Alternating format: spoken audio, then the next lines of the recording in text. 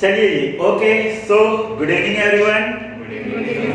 ठीक है जी, तो आज हम लोगों की इकोनॉमिक्स की फर्स्ट लेक्चर है।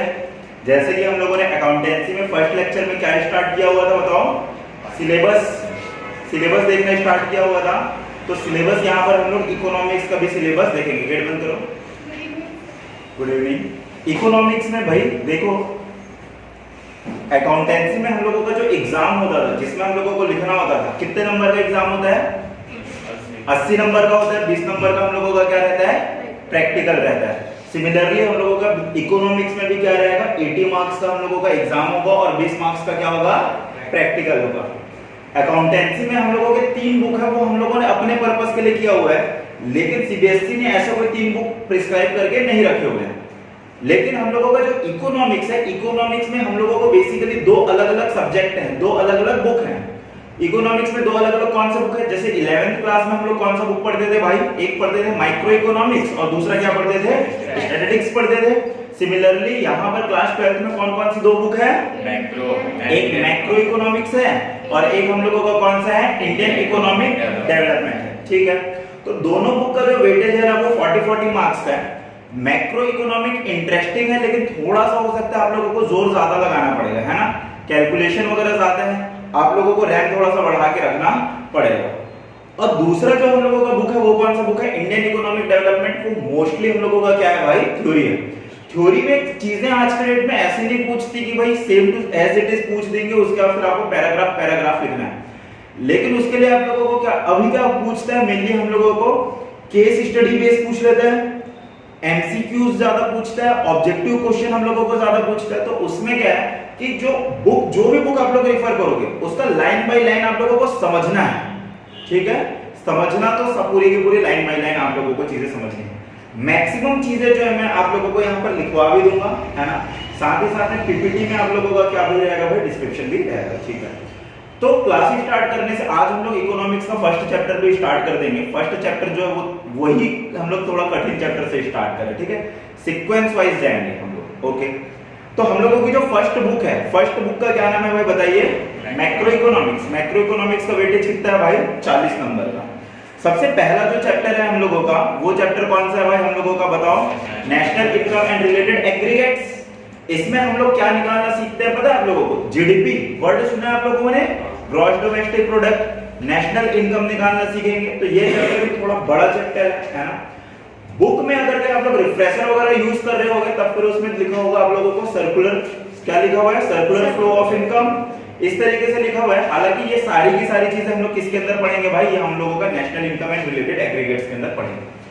सीक्वेंस हम लोगों का हो सकता है कि बुक से आगे पीछे हो, क्योंकि जिस सीक्वेंस में आप लोगों के बुक में दिया हुआ है ना, सर्कुलर फ्लो ऑफ इनकम, इससे ना पढ़ाने में हम लोगों को समस्या जाती है। इसलिए हम लोग क्या करते हैं, थोड़ा सा सीक्वेंस इस तरीके से लेते हैं ताकि चीजें उस फ्लो में आ पाए।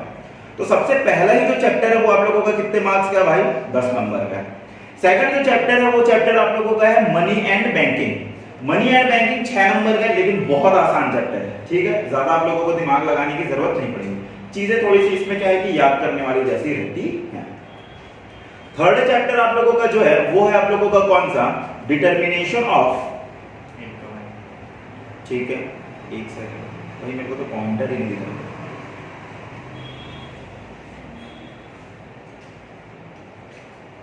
ठीक है, नेक्स्ट थर्ड चैप्टर हम लोगों का कौन सा भाई? Determination of income and employment. ये कितने नंबर का आता है हम लोगों का? 12 नंबर का। ऐसा लगेगा जरूर कि एक छोटा सा चैप्टर है जो 12 नंबर का है, लेकिन बहुत ज्यादा कंसेप्ट है इसके अंदर। ठीक है, इसके बाद फिर फोर्थ चैप्टर जो दिया हुआ है वो government budget and the economy. Government budget बहुत छोटा सा चैप्टर है, ये भी थ्योरेटिकल चैप्टर है, ज्यादा इसमें प्रैक्टिकल वाली चीजें नहीं है। ये 6 नंबर का आएगा।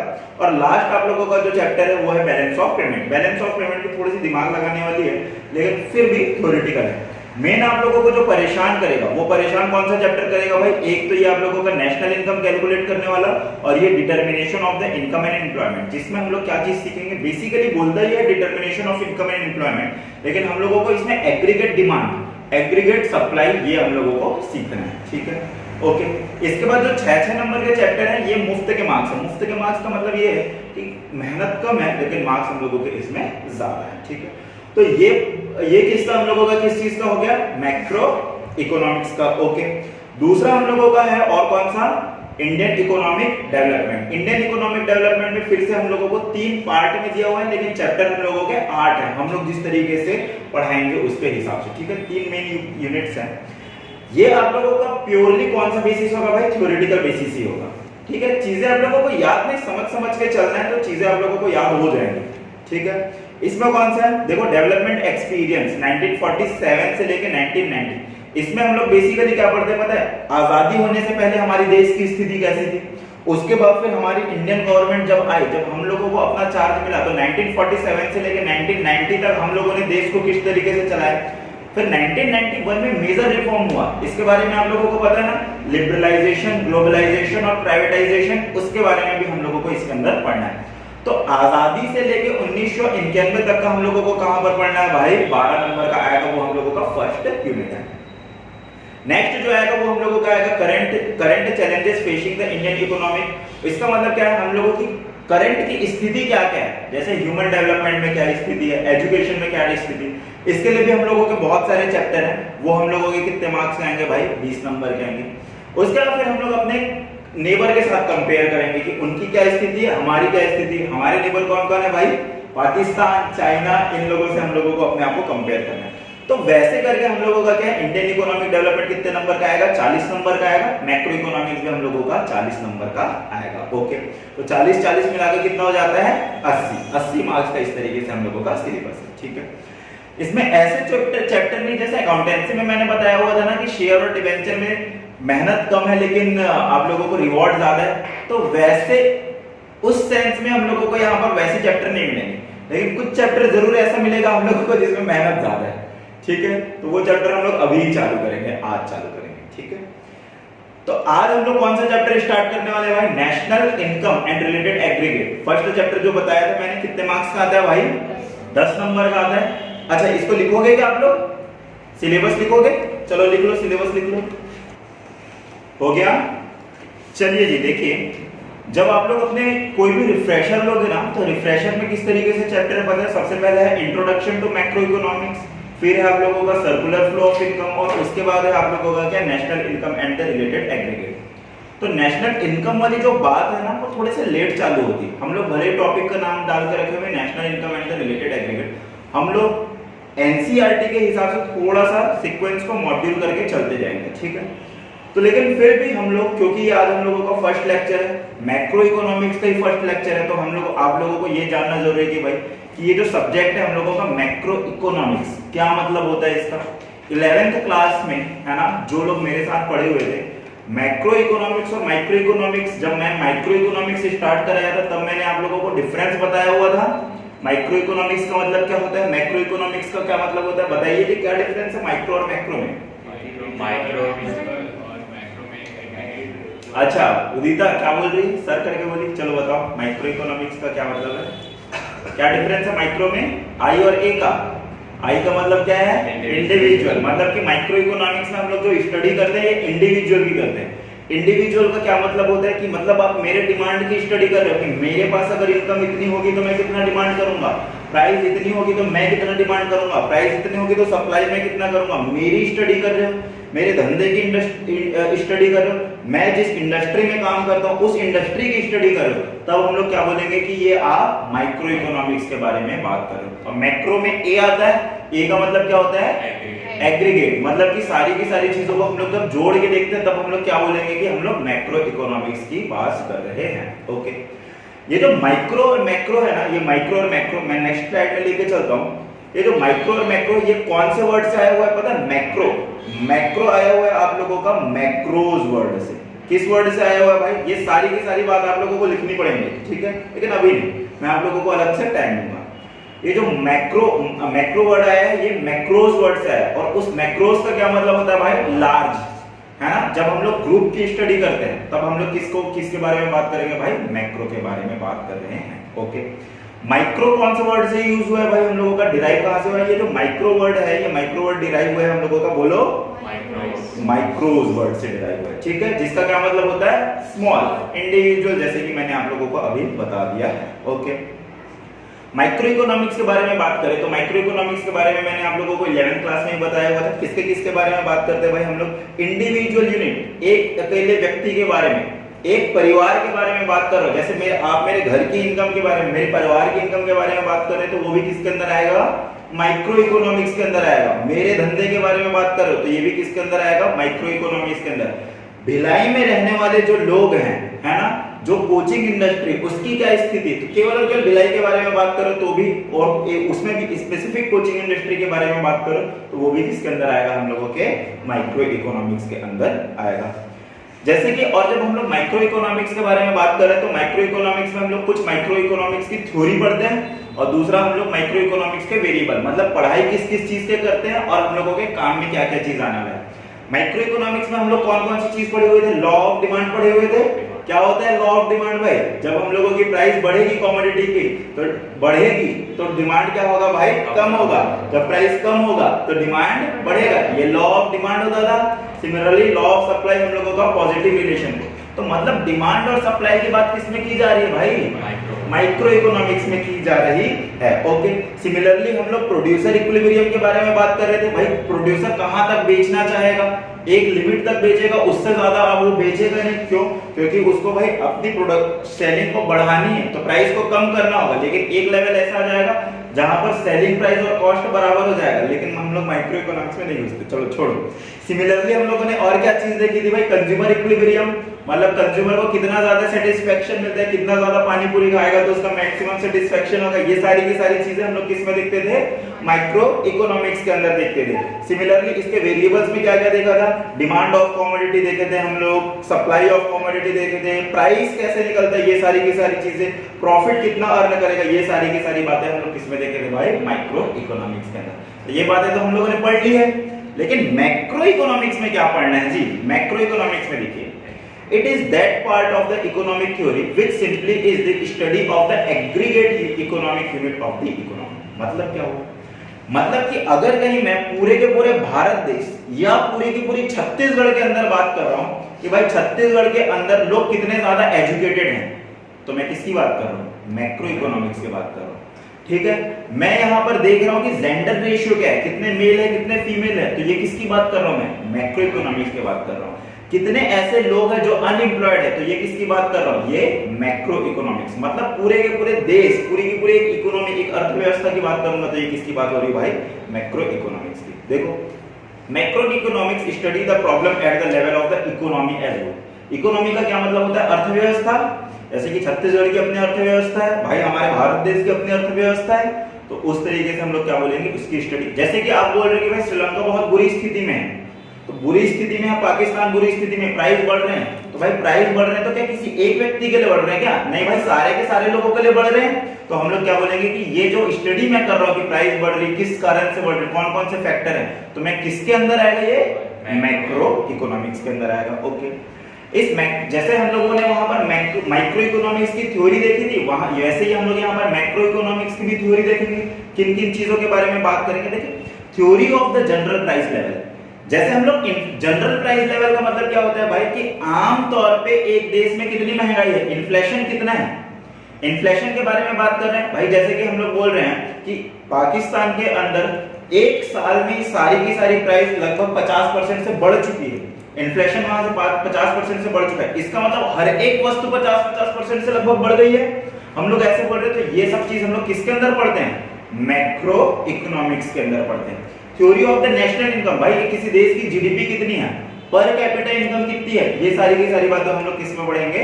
मैक्रो इकोनॉमिक्स के अंदर पढ़ेंगे। ओके, ये इतनी बातें पढ़ेंगे, लेकिन इतनी बातें पढ़ने के लिए हम लोगों को किन चीजों की जरूरत पड़ेगी? इतनी बातें जानने के लिए हम लोगों को एग्रीगेट डिमांड की, जैसे हम लोग 11th में किसकी डिमांड की बात करते थे? मेरी अपनी, आपकी डिमांड, आपके परिवार वाले की डिमांड के बारे में बात करते थे। लेकिन यहां पर जब हम लोग मैक्रो इकोनॉमिक्स में आ जाएंगे तो पूरे किसकी डिमांड के बारे में बात करेंगे? पूरे इकोनॉमी के अंदर जितने लोग हैं, इन सबकी डिमांड कितनी है, इन सारे के सारे लोग मिलकर कितना डिमांड कर रहे हैं, तो वो किसके अंदर आ जाएगा? हम लोगों का मैक्रो इकोनॉमिक्स के अंदर आ जाएगा। ओके, तो ये दो अलग अलग चीजें। क्लास 11th में हम लोगों ने माइक्रो इकोनॉमिक्स पढ़ा था, क्लास 12th में हम लोग मैक्रो इकोनॉमिक्स पढ़ रहे हैं। तो इसका क्या ये ऐसा मतलब होगा क्या कि माइक्रो इकोनॉमिक्स एकदम अलग है, मैक्रो इकोनॉमिक्स एकदम अलग है, या माइक्रो इकोनॉमिक्स थोड़ा बहुत इफेक्ट मैक्रो को भी डालता होगा, मैक्रो इकोनॉमिक्स अपना इफेक्ट माइक्रो को भी डालता होगा? क्या ऐसा होता होगा या फिर नहीं? जब मैं बोलता हूं कि मेरा इफेक्ट किसी और व्यक्ति पे है, मतलब मैं कुछ काम कर रहा हूं और उसका इफेक्ट किसी और व्यक्ति पे पड़ रहा है, और वो काम कर रहा है तो उसका इफेक्ट मेरे ऊपर भी पड़ रहा है, तो मैं इस रिलेशन को क्या बोलूंगा कि इंटरडिपेंडेंस है हम लोग। डिपेंडेंट का क्या मतलब होता है? मैं अपने तरफ से करूंगा, वो अपने तरफ से, हम दोनों को कोई फर्क नहीं पड़ता। लेकिन इंटरडिपेंडेंट का क्या मतलब होता है कि भाई मेरे काम से तेरे को भी प्रभाव पड़ेगा, तेरे काम से मेरे को भी प्रभाव पड़ेगा। तो इसलिए वैसा ही प्रभाव किसको भी पड़ता है भाई? माइक्रो इकोनॉमिक्स का मैक्रो में पड़ता है और मैक्रो इकोनॉमिक्स का माइक्रो इकोनॉमिक्स में पड़ता है। वही टॉपिक को हम लोग देखते हैं कि नेक्स्ट बात आप लोगों को ये ध्यान में रखना होगा कि ये दोनों के दोनों ऐसा नहीं चलेंगे कि भाई अपने अपने रास्ते चल दिए, ये कुछ भी कर रहा है इसको इससे फर्क नहीं पड़ रहा है, और मैक्रो इकोनॉमिक्स कुछ भी पड़ रहा है इसका माइक्रो इकोनॉमिक्स पे फर्क नहीं पड़ रहा है, ऐसा नहीं होगा। इन दोनों का एक दूसरे पे फर्क पड़ेगा ही पड़ेगा। पूर्वा जी है ना, छुप के नहीं बैठना है, ठीक है? ओके, देखिए अब हम लोग एक काम करते हैं, इसके मैं एग्जांपल बता रहा हूं कि माइक्रो इकोनॉमिक्स के चेंज होने से macro, dependence of micro economics on the macro economics, मतलब क्या हुआ? मतलब कि मैक्रो इकोनॉमिक्स में, मैक्रो इकोनॉमिक बड़ी एक्टिविटी कुछ हुई, उसका इफेक्ट आप छोटी एक्टिविटी पे क्या क्या होगा? जैसे कि भाई फरवरी में बजट आता है, लास्ट फरवरी को बजट आता है, बजट में हमारे जो फाइनेंस मिनिस्टर होते हैं, फाइनेंस मिनिस्टर क्या बोलते हैं कि आज के बाद से हम लोग क्या करेंगे भाई, जो चिप सेट होती है, किसकी चिप सेट होती है भाई? ईवी में जो चिप सेट लगती है उसकी चिप सेट को हम लोग क्या कर देंगे भाई? सस्ता कर देंगे। तो ये एक मैक्रो इकोनॉमिक डिसीजन है कि जो भी चिप सेट हम लोग इंपोर्ट कराते हैं उसमें जो भी सब्सिडी मिलती है वो इस साल भी कंटिन्यू होंगी। तो दैट मींस ये बड़ा डिसीजन है कि वो केवल और केवल एक छोटा डिसीजन है? नहीं भाई, बड़ा डिसीजन है। तो मेरे को बताओ, कल के डेट में आप अगर कहीं ईवी की कार लेने के लिए जा रहे हो तो क्या उसका इफेक्ट आपको भी पड़ेगा या फिर नहीं पड़ेगा? जैसे गवर्नमेंट ने सब्सिडी दे दी तो उसका इफेक्ट आपको भी पड़ेगा, आपको भी कार सस्ती मिल रही है। मतलब मैक्रो इकोनॉमिक डिसीजन से भाई माइक्रो लेवल पे, छोटे लेवल पे भी आपको क्या पड़ गया भाई? फर्क पड़ गया। एक और एग्जांपल देता हूं, जैसे कि हम लोगों के नवंबर 2016 में 8 नवंबर ही था ना, 8 नवंबर 2016 को क्या हुआ था? नोटबंदी। इंग्लिश में क्या बोलते हैं? डीमोनेटाइजेशन। प्रधानमंत्री जी आए और क्या बोले? मेरे प्यारे देशवासियों, आज से 500 और 1000 के नोट नहीं चलेंगे। तो ये कौन सा डिसीजन है? माइक्रो, क्या छोटे लेवल का डिसीजन है कि पूरी इकोनॉमी में इसका इफेक्ट पड़ा? पूरे इकोनॉमी में इफेक्ट पड़ा। मेरे को बताओ, इसके कारण, इस ऐसे अनाउंसमेंट के कारण आपको भी प्रभाव पड़ा या फिर नहीं पड़ा? पड़ा भाई, है ना? आप सोचने लगते भाई मेरे पास इतना पैसा रखा हुआ है, कहां से वाइट कराओ, है? टैक्स तो दे नहीं रहा हूं इसमें, ठीक है? तो दैट मींस वो मैक्रो इकोनॉमिक्स का भी जो इफेक्ट है वो किस पे पड़ रहा है भाई? माइक्रो इकोनॉमिक पे। जैसे कि इसमें क्या बोल रहे हैं हम लोगों को, increase in the overall tax rate would influence an individual decision to buy the TV set as its price goes up। भाई इन्फ्लेशन, इन्फ्लेशन क्या? इन्फ्लेशन का मतलब होता है महंगाई। महंगाई क्या अकेले के लिए बढ़ती है कि पूरे देश के लिए बढ़ती है? पूरे देश के लिए बढ़ती है। तो भाई पूरे देश के लिए महंगाई बढ़ रही है तो उससे आपका भी डिसीजन इफेक्ट हो जाएगा। ये हम लोगों का किसका इफेक्ट है? मैक्रो इकोनॉमिक्स का। माइक्रो इकोनॉमिक्स पे एक और डिसीजन दिया हुआ है, price of the commodity is influenced by the general price level in the economy. मान के चलो कि पेट्रोल की प्राइस बढ़ती है तो पेट्रोल की प्राइस के बढ़ने के कारण दूसरी कमोडिटी की भी प्राइस बढ़ जाती है। भाई पेट्रोल एक कमोडिटी, उसकी प्राइस बढ़ रही, दूसरी की भी कमोडिटी बढ़ रही, तो वो भी इसका मतलब क्या होगा भाई? एक चीजें दूसरों को इफेक्ट कर रही है। ओके, तो दैट मींस मैक्रो का इफेक्ट पड़ रहा है किसमें? माइक्रो पे। बड़ा डिसीजन छोटे डिसीजन को इफेक्ट कर रहा है। ओके, अब देख लेते हैं भाई, क्या और देख लेते हैं, क्या ये जो मैक्रो है, बड़ी वाली जो चीज है, वो आप इंडिविजुअल, जैसे कि मैं डिसीजन लेता हूं, आप डिसीजन, हम सारे के सारे अपने लेवल पे डिसीजन लेते हैं, तो क्या उसका भी इफेक्ट बड़े लेवल पे पड़ता है या फिर नहीं पड़ता? पड़ता है भाई। हम लोगों ने मैक्रो इकोनॉमिक्स का वेरिएबल, और ये जो थर्ड वाला चैप्टर पढ़ेंगे ना, determination of the income and the employment, उसमें बेसिकली बोल रहे हैं determination of income and employment, लेकिन वो बेसिकली चैप्टर है एग्रीगेट डिमांड और एग्रीगेट सप्लाई। 11th में हम लोग डिमांड और सप्लाई पढ़ते थे, इंडिविजुअल डिमांड और सप्लाई। यहां पर हम लोग क्या पढ़ेंगे भाई? पूरे के पूरे इकोनॉमी कितना डिमांड कर रही है और पूरे इकोनॉमी में सप्लाई कितना हो रहा है। तो भाई मेरे को बताओ, इकोनॉमी का सप्लाई कौन डिसाइड करेगा? मैं कितना सप्लाई कर रहा हूं, मेरा कॉम्पिटिटर कितना सप्लाई कर रहा है, हर एक इंडिविजुअल कितना कितना सप्लाई कर रहा है, इसको जोड़ने के बाद ही तो मेरे पास एग्रीगेट डी सप्लाई आएगा। तो वही बोल रहा भाई, माइक्रो भी मैक्रो को इफेक्ट करेगा। जैसे कि aggregate demand depends upon the demand of the individual household in the economy. आपके घर वाले कितना डिमांड कर रहे हैं वो इफेक्ट करेगा किसको? भाई पूरा देश कितना डिमांड कर रहा है उसको। दूसरी बात और क्या बोल रहे हैं, national income of the country is the sum total income of the, जैसे कि हम लोग जीडीपी निकाल रहे हैं तो जीडीपी भी किस चीज को बताएगा भाई कि हम सारे के सारे कितना इनकम कमा रहे हैं, उन सब का ही तो जोड़ है। आपका छोड़ दूं मैं जीडीपी कैलकुलेशन में, मेरा इनकम छोड़ दूं, आपका इनकम छोड़ दूं, क्या सही जीडीपी निकल पाएगा क्या? नहीं। तो सही मैक्रो के लिए हम लोगों को माइक्रो इकोनॉमिक का भी डेटा की जरूरत पड़ेगी। तो इसलिए क्या बोला जाता है कि हम लोगों का जो माइक्रो और मैक्रो दोनों के दोनों इंटरडिपेंडेंट हैं। ठीक है, ओके। लेकिन फिर भी ये जो हम लोगों का माइक्रो इकोनॉमिक्स है और मैक्रो इकोनॉमिक्स है, इन दोनों में कुछ कुछ डिफरेंसेस हैं। इसका हो सकता है कि आप लोगों का 3 नंबर का क्वेश्चन आ सकता है। मैं फिर भी आप लोगों को 3 नंबर का क्वेश्चन के लिए 3 पॉइंट क्या होते हैं भाई, सफिशिएंट होते हैं। फिर भी मैंने आप लोगों को 5 पॉइंट लिखवा दिया। कौन कौन से 5 पॉइंट लिखवाए हैं? मैं थोड़ा थोड़ा करवा के लिखवाते जाऊं क्या आप लोगों को? हैं? चलो एक काम करो, यहां से लिख दो। चलिए जी, है ना, यहां तक ही पढ़े थे हम लोग।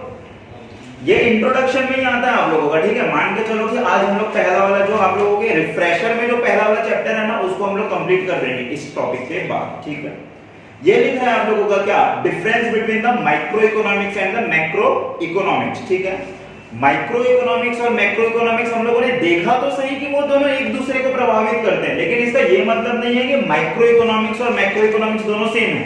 इन दोनों में डिफरेंस है भाई। तो डिफरेंस हम लोग 5 पॉइंट में देखेंगे। कौन कौन से 5 पॉइंट में देखेंगे भाई? सबसे पहले मीनिंग में देखो भाई, हम लोग माइक्रो इकोनॉमिक्स में किसकी स्टडी करते हैं? इंडिविजुअल यूनिट्स की स्टडी करते हैं। लेकिन मैक्रो इकोनॉमिक्स में हम लोग किसकी स्टडी करते हैं भाई बताइए? इकोनॉमी एज होल की स्टडी करते हैं। ठीक है, क्लास 11th में हम लोगों ने एक और फर्स्ट चैप्टर में क्या पढ़ा था भाई? Economic problem. बताओ भाई, सेंट्रल इकोनॉमिक प्रॉब्लम हम लोगों के क्या होते थे? रिसोर्स को कैसे एलोकेट करें, एलोकेशन ऑफ रिसोर्स, है ना। उसमें हम लोग क्या क्या प्रॉब्लम आते थे बताओ? What to produce, how to produce, for whom to produce. ठीक है, तो ये हम लोगों के माइक्रो इकोनॉमिक्स के प्रॉब्लम है, छोटे लेवल के प्रॉब्लम है। आपके पास जो पैसा है भाई, उससे आप जूता खरीदोगे या फिर पार्टी करोगे या शेव करोगे या बुक खरीदोगे, है ना। ये प्रॉब्लम है ना आप लोगों की। लेकिन मैक्रो इकोनॉमिक्स के लेवल पे, इकोनॉमी के लेवल पे हम लोगों का क्या प्रॉब्लम है पता है? देश की क्या समस्या है, नरेंद्र मोदी जी की क्या समस्या है भाई? सारे के सारे लोगों के पास घर होनी चाहिए, सारे के सारे लोगों को एम्प्लॉयमेंट मिलना चाहिए। मतलब सारे लोगों को ना मिल सके तो ना मिल सके, लेकिन हमारी कोशिश रहे कि मैक्सिमम लोगों को एम्प्लॉयमेंट मिल सके, मैक्सिमम जगह में सड़कें जा सके। तो भाई देखो, इनका सेंट्रल प्रॉब्लम क्या है? Determination of the level of the income, और दूसरा हम लोगों का एम्प्लॉयमेंट। ठीक है, इससे रिलेटेड इसकी थ्योरी और है। थ्योरी और क्या है कि भाई इसको किस तरीके से हम लोगों को अचीव करना है। ओके, अब इसके बाद फिर नेक्स्ट हम लोगों का जो बेसिस है वो क्या बेसिस है? इंस्ट्रूमेंट ऑफ द स्टडी और द टूल। भाई इंस्ट्रूमेंट ऑफ द स्टडी और टूल मतलब हम लोग बेसिकली माइक्रो इकोनॉमिक्स में किस चीज की पढ़ाई करते हैं और मैक्रो इकोनॉमिक्स में किस चीज की पढ़ाई करते हैं? माइक्रो में क्या क्या पढ़े? मेन 2 चैप्टर, डिमांड और सप्लाई, और यहाँ पर हम लोग क्या पढ़ेंगे भाई? एग्रीगेट डिमांड और एग्रीगेट सप्लाई। ये जो हम लोग इनकम और determination of the income and employment बोले ना, उसको ये हम लोगों का एग्रीगेट डिमांड और एग्रीगेट सप्लाई है ना, यही इफेक्ट करता है। वही जाके आप लोगों का एम्प्लॉयमेंट को इफेक्ट करेगा, वही जाके आप लोगों का किस चीज को इम्पैक्ट करेगा भाई? इनकम को। और ये कैसे होगा? इसके लिए 3rd चैप्टर का वेट करना पड़ेगा। ओके, इसके बाद फिर भाई 11th क्लास में मैं आप लोगों को एमआर वाले बच्चों को भाई क्या अल्टरनेटिव नेम भी बताया हुआ था। क्या होता है भाई? माइक्रो इकोनॉमिक्स का प्राइस थ्योरी, और इसका theory income and employment theory. Okay, अब डिग्री ऑफ एग्रीगेशन। एग्रीगेशन का मतलब क्या होता है कि भाई जोड़ के चीजों को हम लोग किस में पढ़ते हैं? बताओ भाई, माइक्रो इकोनॉमिक्स में जो डिग्री ऑफ एग्रीगेशन होता है वो लिमिटेड होता है। जैसे कि मैंने बोला कि एक इंडस्ट्री की, एजुकेशन इंडस्ट्री की, वो भी भिलाई में, बस मेरे को देखने की स्थिति क्या है कि भाई यहाँ पर एजुकेशन सक्सेसफुल है या फिर नहीं है, बच्चे आते हैं या फिर नहीं। ये अगर कहीं पढ़ना तो ये भी तो एग्रीगेशन है ना। आप केवल मेरी बात नहीं कर रहे हो, मेरे जैसे 20-25 और कोचिंग सेंटर की बात कर रहे हो। लेकिन क्या 1,00,000 सेंटर की बात कर रहे हो क्या? नहीं। तो भाई यहाँ पर जो एग्रीगेशन है, जो जोड़ है माइक्रो इकोनॉमिक्स में, वो कम है ना। और वो भी जोड़ कब आएगा भाई? जब मैं फैमिली के बारे में बात करूंगा, अपनी बात करूंगा, तब तो कोई एग्रीगेशन नहीं है। फैमिली में 4-5 मेंबर है तो एग्रीगेशन हो गया, इंडस्ट्री में 10, 20, 50 मेंबर है तो वो एग्रीगेशन हो गया। लेकिन जब हम लोग मैक्रो इकोनॉमिक्स के बारे में बात कर रहे हैं, तो भाई जब एम्प्लॉयमेंट, रोजगार के बारे में बात करेंगे, तो पूरे देश को हम लोग कंसीडर करके चलेंगे। तो यहाँ पर जो डिग्री ऑफ एग्रीगेशन होगा वो क्या होगा भाई? हम लोगों का बहुत ज्यादा होगा। ठीक है, तो चलो भाई इसको भी आप लोग लिख लो। और मैक्रो इकोनॉमी, अभी आज हम लोग इकोनॉमिक्स को यहीं पर रोक देते हैं, है ना, कि और करेंगे? और करेंगे कि अकाउंटेंसी करें? चलिए आप लोग लिखते रहो, मैं यहाँ पर बोल देता हूँ।